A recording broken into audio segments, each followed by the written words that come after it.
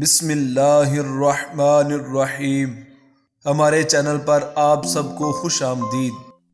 عثمان خان نے بورسا کی طرف توجہ دی جو ماضی میں بروسا کہلاتا تھا۔ ماضی میں بھی یہ بڑا اہم شہر تھا جسے بعد میں عثمانیوں نے خوب ترقی دی۔ اس شہر کی حفاظت کے لیے رومی فوج نے جان توڑ کوشش کی۔ شہر والے قلعہ بند ہو کر بیٹھ گئے۔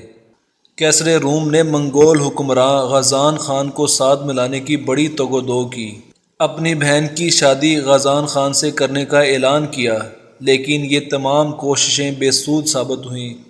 بہرحال یہ ضرور ہے کہ بورسا والوں نے 717 ہجری 1317 عیسوی سے 726 ہجری 1326 عیسوی تک یعنی تقریباً 10 سال کے طویل عرصے تک عثمانی فوج کے محاصرے کے خلاف مزاحمت کی، لیکن عثمانی فوج کی مستقل مزاجی کے آگے وہ اس سے زیادہ نہ ٹھہر سکے۔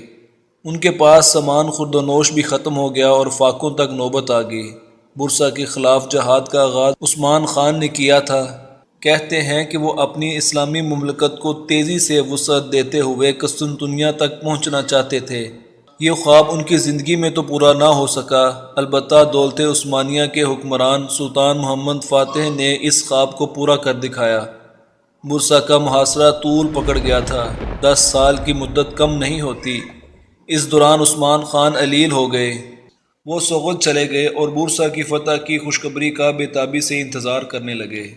آخر 726 ہجری 1326 عیسوی میں وہ تاریخی دن آ گیا جب عثمان خان کے صاحبزادے اور خان بورسا کی فتح کی خوشخبری لیے ہوئے اپنے والد کے پاس حاضر ہوئے۔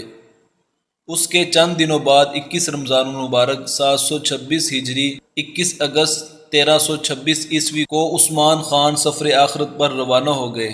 ان کی وصیت کے مطابق انہیں بورسا لے جا کر دفن کیا گیا۔ بورسا میں ان کا مزار آج بھی موجود ہے۔